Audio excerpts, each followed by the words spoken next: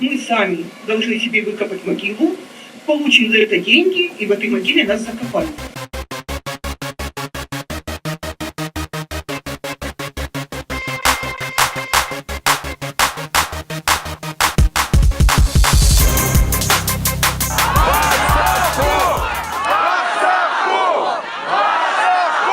Требую ввести запрет на ввоз мусора на территорию нашей области. При наличии переработки количество мусора, которое мы будем возить на полигон, сократится в 4 раза.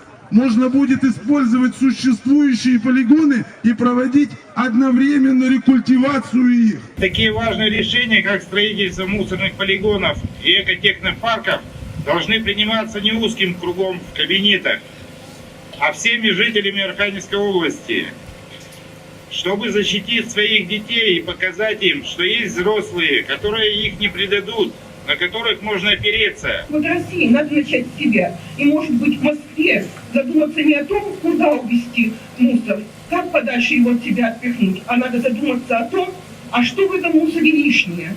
И сегодня наши люди говорят, нет мусора московскому и нет мусора с Няндамы. Наш Кардополь должен быть чистым. Мы не дадим превратить нашу область в всероссийскую свалку.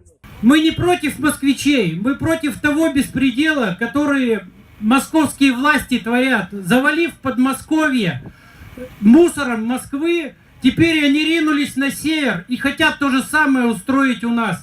Нет, нет и нет московскому мусору на нашей Архангельской земле. Если мы сегодня допустим ввоз мусора на юг области, то завтра этот мусор может появиться в любой точке. Эти слова я адресую тем людям из Москвы, из области, кому угодно, те, кто стоят за свалку. Мы говорим вам громкое нет. Север – да. Мусор – нет. Нам не нужен ваш брикет.